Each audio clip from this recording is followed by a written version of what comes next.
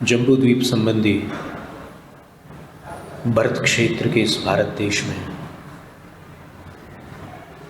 धर्म तीर्थ शासन के प्रथम नायक तीर्थंकर वृषभदेव भगवान को आदि लेकर अंतिम तीर्थंकर भगवान महावीर स्वामी पर्यंत 24 जिन राजों को विनम्र प्रणाम।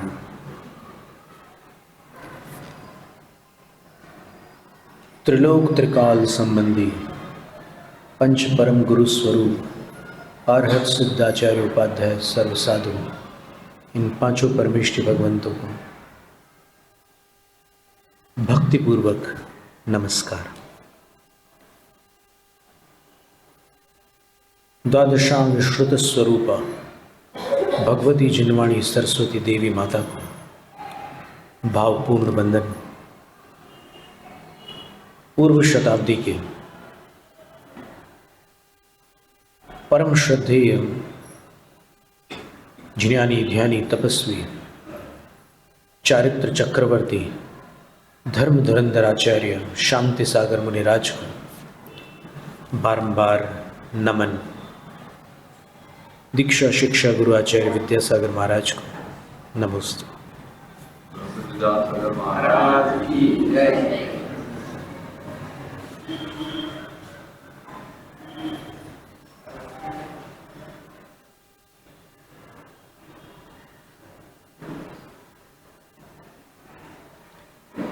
साधु के भेद प्रभेद की चर्चा है। गत सत्र में अपन ने देखा कि साधु दो प्रकार के हैं। समणा शुद्ध जुत्ता सुहोव जुत्ता होंति समयम भी देसुदी शुद्ध जुत्ता निरासवा सासवा शेषा। श्रमण शुद्धोपयोगी और शुभोपयोगी दोनों प्रकार के होते हैं। शुद्धोपयोगी वीतराग होते हैं, शुभोपयोगी सराग होते हैं। शुभोपयोगी आश्रव सहित होते हैं, शुद्धोपयोगी निराश्रव होते हैं। तो परमार्थतः शुद्धोपयोग कषायों के अभाव में होता है। फिर गौण रूप से अगर देखें तो बुद्धिपूर्वक कषायों के अभाव में शुद्धोपयोग घटित होता है। बुद्धिपूर्वक का अर्थ होता है जानबूझकर। ध्यान में बैठे हैं आप, जानबूझ करके कोई कषाय नहीं कर रहे। शुभाशुभ विचारों से अपने मन को आप हटा चुके हैं। तो ऐसी अवस्था में जो श्रमण है, यहाँ दोनों गाथाओं में श्रमण था, लक्षण में भी और स्वरूप में भी। जो श्रमण समता भाव को प्राप्त हो जाता है बस वो शुद्धोपयोगी कहलाता है। और वो जो समता है, जैसे अभी हमने प्रशंसा निंदा के बारे में कहा था कि उन शब्दों को सुनकर वो क्या विचार करते हैं। वैसे तो आचार्यों ने उसमें और भी एक निर्देश दिया है कि किसी के शब्द से अगर तुम्हें पीड़ा हो रही है तो हे साधु, तुम उन शब्दों पर विचार करो। यदि वो सत्य कह रहा है तो अपने में सुधार करो, और यदि वो असत्य कह रहा है तो फिर ये मानो कि अभी उसके ज्ञानावरण का क्षयोक्षम दुर्बल है।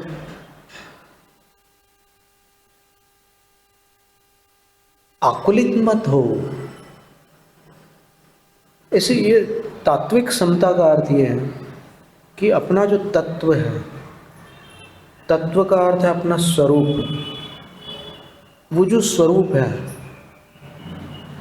निवृत्ति रूपम यतस्तत्वम, पुरुषार्थ सिद्धियोपाय में अमृतचंद्र सूरी ने लिखा है कि वो निवृत्ति रूप है। पकड़ना अपना स्वरूप नहीं है, निवृत्त रहना ही अपना स्वरूप है। जैसे दर्पण है, दर्पण के सामने कुछ भी आ जाए, सुंदर कुरूप, अच्छा बुरा,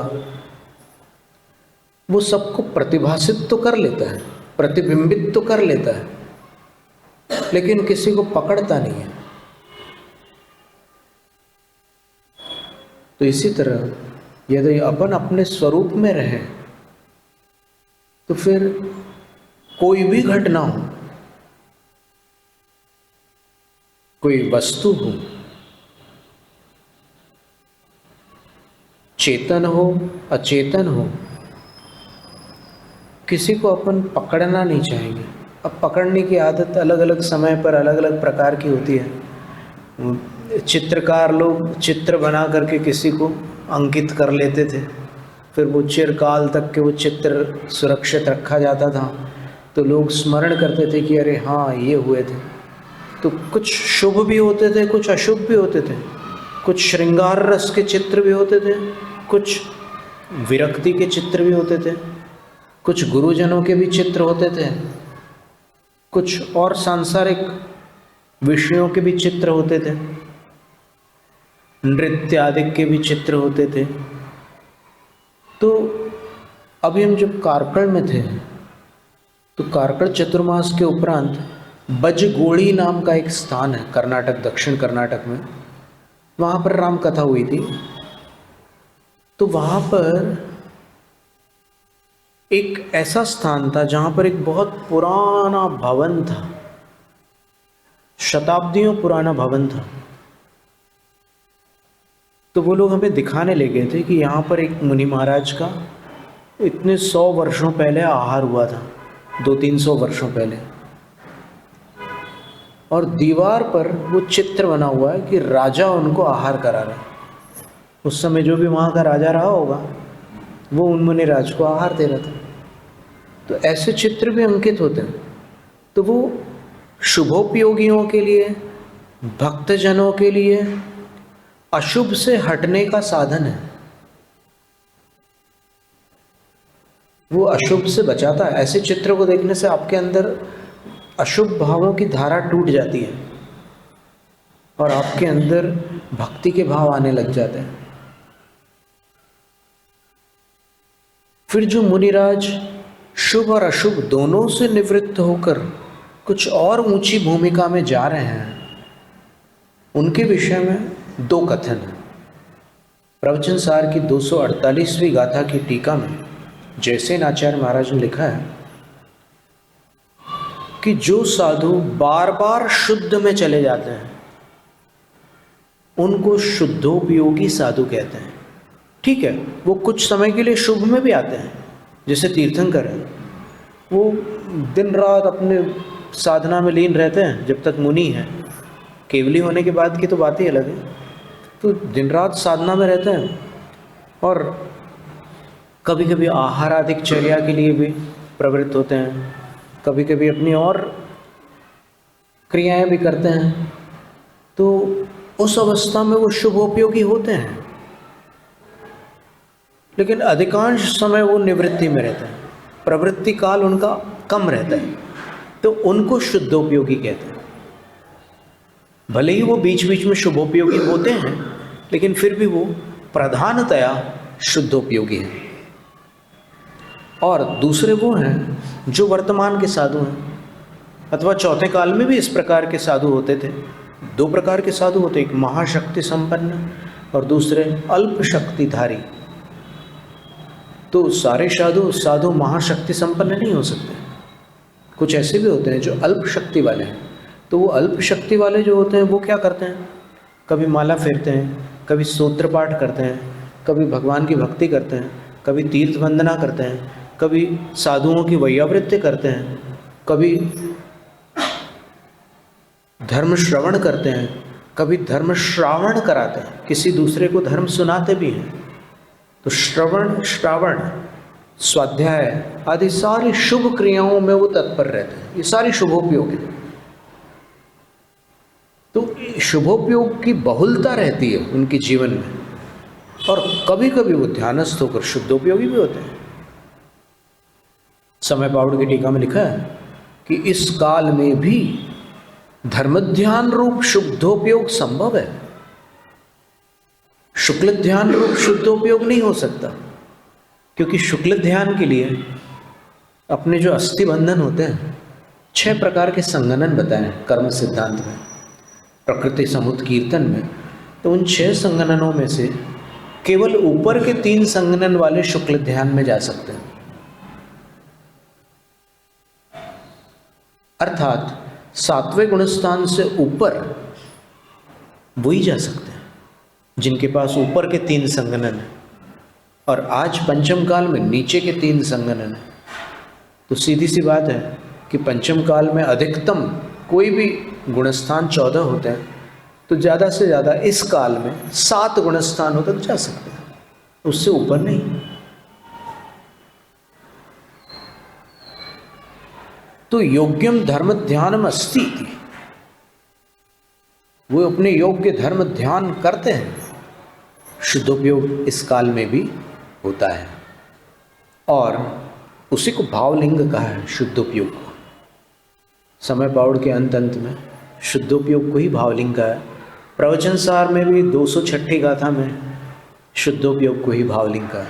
मुच्छारंभ विजुत्तम जुत्तम ओग जोग शुद्धि लिंगम न परावेखम अपुण भव कारणम जोंडम। सुंदर गाथा है। 5 विशेषण बताए भावलिंग के। कैसा होता है वो साधुओं का भावलिंग? लिंग का अर्थ है मुद्रा। तो द्रव्य लिंग कैसा है, यानी बाह्य मुद्रा कैसी उनकी? तो बाह्य मुद्रा के विषय में उन्होंने कहा केशलों चादिक है, और जह जाय रूप जादम उपाड़ित केश मनसुगम शुद्धम। केश, मूछ, दाढ़ी इनका लोच किए हुए हैं, आदि आदि। उसमें भी 5 विशेषताएं बतलाई। रहिदम हिंसादिक, हिंसादिक छोड़ चुके हैं, तो अब उनके शरीर से अब कोई ऐसा साधन उनके पास नहीं मिलेगा जो हिंसक हो। परिग्रह वगैरह नहीं रखेंगे वो द्रव्यलिंग हो गया। फिर भावलिंग क्या है? तो बोलते हैं कि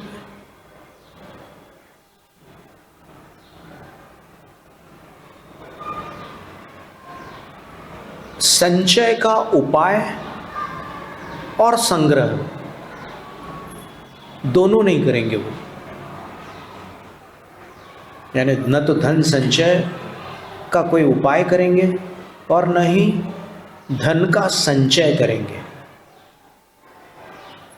मुच्छारंभ विजुत, ये भाव है अंदर का। अंदर से ही उनको लगता है कि ये नहीं।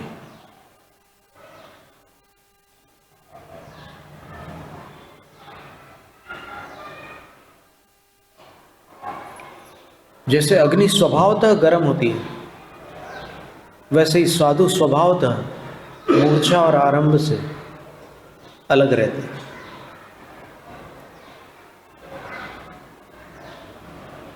परिग्रह से और आजीविकाओं से वो दूर रहते हैं। और कुछ आरंभ ऐसे भी होते हैं जिससे घर गृहस्थी चलती है, वो घर के अंदर के आरंभ होते हैं। और जो व्यापार धंधे, खेती किसानी आदि है, वो घर के बाहर के व्यापार, बाहर के आरंभ है। तो बाहर के आरंभों को महारंभ कहते हैं, घर के भीतर वाले आरंभों को गृहारंभ कहते हैं। गृहारंभ में चक्की है, चूल्हा है, ओखली है और झाड़ू है, और पानी भरने के जो पात्र होते हैं, घड़ा, गागर, ये है, ये पंच सूना कहलाते हैं। गृहारंभ हो गया। तो ये 5 नहीं रखेंगे साधु। ये पिच्छी, इसको इंग्लिश में इट इज नॉट ब्रूम, ये झाड़ू नहीं है,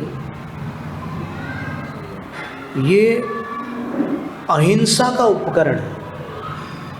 शास्त्रों में इसको संयमोपकरण कहा है,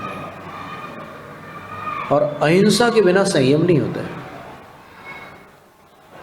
तो इससे मार्जन करके जीवों की रक्षा की जाती है, इससे धूल साफ नहीं की जाती, इससे जीवों की रक्षा की जाती है। इसका नाम संयम उपकरण है। और जो शास्त्र आदि हैं वो ज्ञानोपकरण हैं। और जो कमंडल होता है जिससे हाथ पैर धोए जाते हैं वो शौचोपकरण है। शौच का अर्थ है शुचिता, पवित्रता, बाह्य शुद्धि का उपकरण है। और इसके अतिरिक्त और भी कुछ वस्तुएं भी होती हैं साधु के पास। चश्मा है, चटाई है। जिनको जानकारी नहीं है वो ये मानते हैं, एक 40 वर्ष पहले एक पुस्तक छपी थी, उसमें तो लिखा था कि जो साधु चश्मा पहनते हैं वो नरक निगोद के पात्र हैं।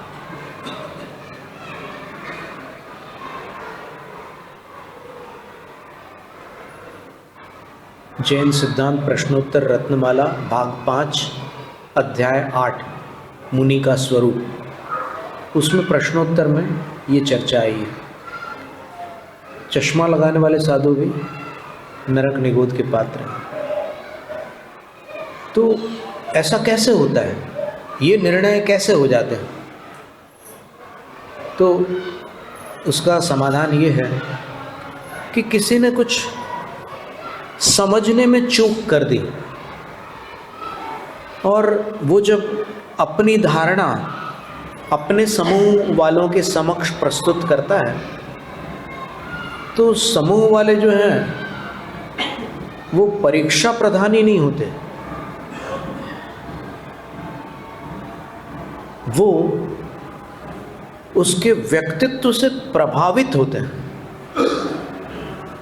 तो प्रभावित होने के कारण उनकी अप्रामाणिक बात को भी वो प्रमाण मान लेते हैं। जैसे किसी वक्ता ने कहा कि अगर साधु 1 मिनट से अधिक सो जाए तो मिथ्या दृष्टि है। और अनेक अनेक ऐसी बातें हैं साधुओं के विषय में। अभी कुछ दिनों पहले हमने संग्रह किया था कि साधु के विषय में क्या क्या धारणा है लोगों की, पर फिर शास्त्रों में देखने पर पता चलता है कि साधु के बारे में आप जब तक कम से कम 8-9 ग्रंथों को नहीं पढ़ लेते तब तक कर ही नहीं सकते निर्णय। मूलाचार, नियमसार, प्रवचनसार, सर्वार्थ सिद्धि, राजवार्तिक, भाव संग्रह, फिर योगी भक्ति, कुछ ऐसा वर्णन है उसमें साधुओं का कि उसको पढ़े बिना आप असाधु मान लोगे उनको। 120 प्रकार से उन्होंने साधु का वर्णन किया। अभी हमने उसका संग्रह किया था कर्नाटक में जब थे तब, और फिर वो संग्रह हमने संघ में भेजा आचार्य श्री के पास। आचार्य श्री ने पढ़ा उसको और आचार्य श्री ने फिर मूल ग्रंथ को सामने रखा और उसके साथ उसको मिला करके देखा और फिर उनको संतुष्टि हुई। ऐसा हमने सुना संघ वालों से कि उन्होंने पूरा उस विषय को देखा। तो ये कितने हो गए? 7 हो गए। और आचार सार है, भगवती आराधना है।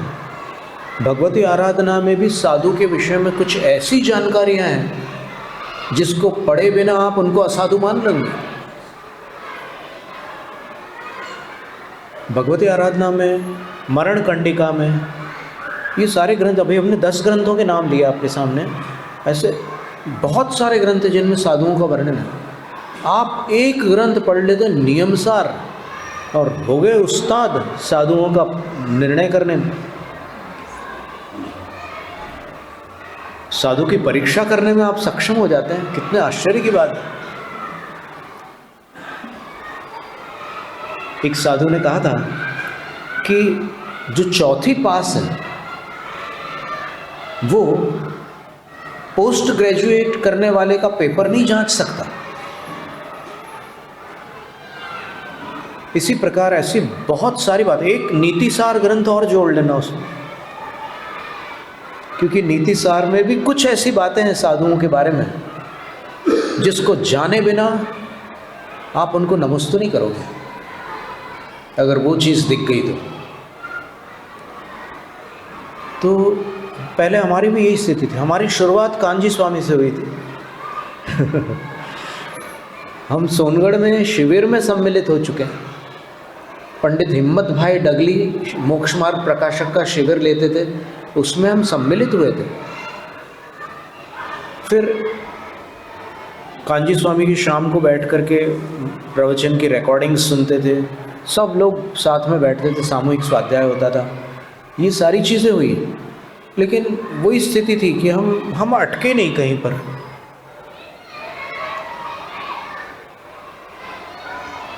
समस्या ये है कि लोग अपनी धारणा को बदलना नहीं चाहते।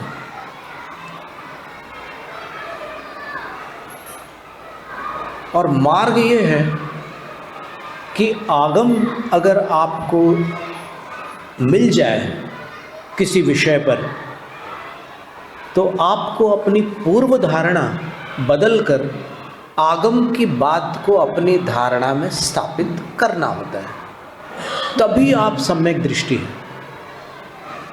अगर आपने अपनी धारणा नहीं छोड़ी और आगम को छोड़ दिया तो सम्यक्त्व से पतन अवश्यम भावी है। इसलिए इतना आग्रह उचित नहीं। ये काल बड़ा विकट है। आज केवली और श्रुत केवली नहीं है। आचार्य विमल सागर महाराज श्री के सामने एक प्रश्न आया था, यहाँ पर उनकी प्रतिमा जी भी विराजमान है आपके यहाँ प्रांगण में। उनके सामने प्रश्न आया था कि आपके यहाँ देखिए कैसी कैसी क्रियाएं हो रही है, ये क्रियाएं उत्तरापथ में नहीं चलती और आपके यहाँ ये सब क्रियाएं हो रही है, आप इस विषय में क्या कहना चाहते हैं? और आचार्य श्री गंधोदक जब देते थे तो फिर ऐसे डालते थे तो नीचे भी गिरता था, तो कई लोगों को बड़ी आकुलता होती थी कि ये क्या कर रहे हैं। और कुछ लोग तो इतने उतावले होते हैं कि वो ज़्यादा खोजबीन नहीं करते और बस वो अपने अंदर धारणा बना लेते हैं कि अरे हम इनको साधु नहीं मान सकते। देखो, कौन किसको साधु मानता है नहीं मानता ये उसकी मर्जी है। केवली के ज्ञान में कौन साधु है ये महत्वपूर्ण है। हो सकता है जिसको सब लोग साधु समझ रहे हो वो केवली के ज्ञान में असाधु हो, और हो सकता है जिसको सब लोग असाधु समझ रहे हो वो केवली के ज्ञान में साधु हो। इसलिए ज्ञान का अभिमान बिल्कुल मत करना। अपने पास है ही कितना ज्ञान, अपने को गिनती की गाथाएं भी याद नहीं रहती और अपन अपने आप को इतना ज्ञानी कैसे समझ लेते हैं।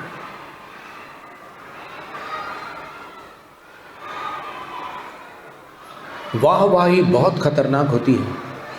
अगर कोई मंच से बोलना सीख जाए और जनता प्रशंसा करने लग जाए तो पता नहीं अंदर कैसी गुदगुदी होती है, क्या हलचली होती है कि वो भूल जाता है कि मैं कुछ दिनों पहले क्या था, और वो न जाने अपने आप को क्या समझ बैठता है जबकि वहाँ कुछ नहीं है।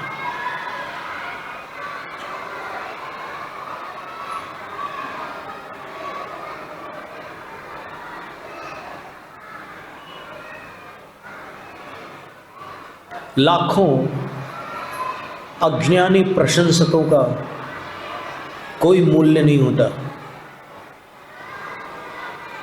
और एक ज्ञानी आलोचक बहुमूल्य होता है।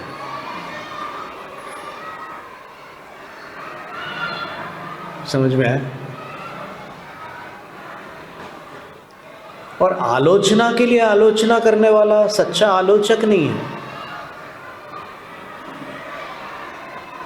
आचार्य शिव सागर महाराज श्री जब भी उनके संग में कोई विद्वान आते थे, उनके स्वाध्याय में सम्मिलित होते थे, उनके आहारचर्या आदि में भी समाविष्ट होते थे, तब वो पूछते थे, 3-4 दिन हो जाने के उपरांत पूछते थे कि पंडित जी, आपने हमारे संघ की चर्या देखी? देखी महाराज जी, कोई सुधार हो तो बता देना। देखो कैसे महान आचार्य हैं, बोल रहे हैं कि कोई सुधार हो तो बता देना। क्या उनको पता नहीं है क्या सुधार है क्या नहीं है? विद्वान आचार्य थे। शिव सागर महाराज श्री वो आचार्य थे कि संघ बैठा हुआ है मंच पर, वो ऐसे देख लें तो फिर वहाँ जो बैठे हुए साधु ऐसे हो जाते थे। इतना कड़क अनुशासन था। लेकिन गुरु का अनुशासन कठोर होते हुए भी उनका हृदय वात्सल्य से भरा होता है। सबसे बड़ी बात,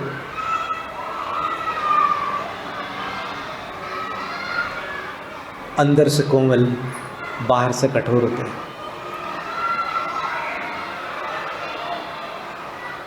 तो 2 प्रकार के श्रवण बताएं, सराग, वीतराग।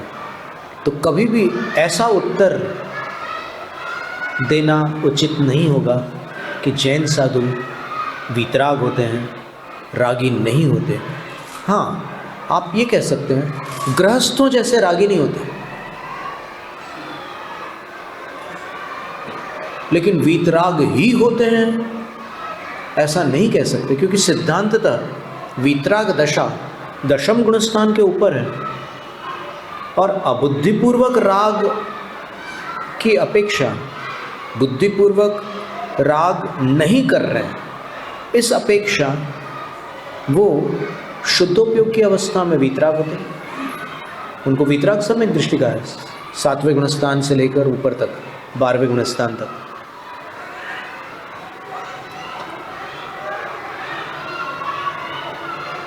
तो ये 2 भेद थे। इसमें थोड़ा और भी वर्णन है। अपन ने कल शुद्धोपयोग का वर्णन सुना था। एक गाथा ऐसी आती है, 11वीं गाथा प्रवचन सार में, धम्मेण परिणदप्पा अप्पा जिद शुद्ध संपौग जुदो पावति निवाण सुहम सुहो विजुत्तो वसग्ग सुहम। आत्मा यदि धर्म से परिणत है, देखो धर्म रत्नत्रय है, तो रत्नत्रय धारी जो मुनिराज की आत्मा है उसके 2 भेद हैं, शुद्धोपयोगी और शुभोपयोगी। यदि वो साधु शुद्धोपयोग पूर्वक अपने आयु पूर्ण करते हैं और नवीन आयु का बंध नहीं करते, तो केवल निर्वाण सुख को प्राप्त होता है, देवलोक को प्राप्त नहीं होते। और सुहो विजुत्तो वसग्ग सुहम, और अगर शुभोपयोग पूर्वक आयु बांध लेते हैं तो फिर देवगति के सुख को प्राप्त करते हैं। अब प्रश्न होता है कि शुभोपयोग क्या है? शुद्धोपयोग तो ठीक है, ध्यानावस्था है, 3 गुप्तियाँ हैं, निर्विकल्प समाधि है, निर्विकार स्वसंवेदन है, ये सारे विशेषण हैं। और लिंगम न परावेकम, वो पराधीन नहीं है। शुद्धोपयोग जो है वो पराधीन नहीं, किसी का आश्रय लेकर के नहीं करते, वो अपने अंदर अपने ही आश्रय से शुद्धोपयोग को प्राप्त होते हैं। लेकिन शुभोपयोग के लिए उनको आलम्बन लेना होता है। शुभ और कथनचित जो धर्म ध्यान शुद्धोपयोग रूप है वो निरालंब ध्यान होता है, और निरालंब ध्यान निष्परिग्रह साधु को ही होता है। परिग्रही को निरालंब ध्यान जैन सिद्धांत में नहीं बताया।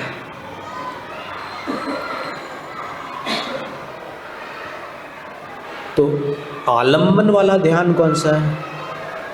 प्रतिमा के आलंबन से आप धर्म ध्यान करें, अर्चना, पूजा, वंदना, नमस्कार, स्तोत्र पाठ, जप, विधान आदि जितने भी अनुष्ठान हैं वो प्रतिमा के आलंबन से किए जाने वाले धर्म ध्यान के अनुष्ठान हैं, शुभोपयोग रूप में। जय धवला की पहली पुस्तक में लिखा है कि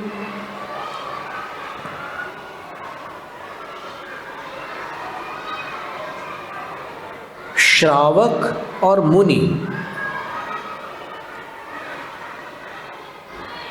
दोनों के शुभोपयोग संबंधी आलंबन एक समान है, क्रियाओं में अंतर है। जैसे कोई साधु उपवास कर रहे हैं और उनके गुरु आहार ले रहे हैं उस दिन, तो वो साधु यदि अपने गुरु का पड़गाहन, अपने गुरु का आहार देखते हैं तो शुभोपयोगी होते हैं, उनको पाप का बंध नहीं होता, उनको शुभोपयोग होता है। और भगवती आराधना में ऐसा भी कथन है कि संलेखना के समय साधु भी साधु को आहार कराते हैं। विचित्र बात है, पर यही है कि विचित्र किंतु सत्य है। बहुत सारी बातें हैं साधुओं के विषय में, अभी हम बहुत विस्तार नहीं कर सकते। हमने सोचा था कि कई बातें बताएं आपको, पर समय की सीमा है। फिर भी बहुत सारी बातें तो हम बताने का प्रयत्न करते रहते हैं।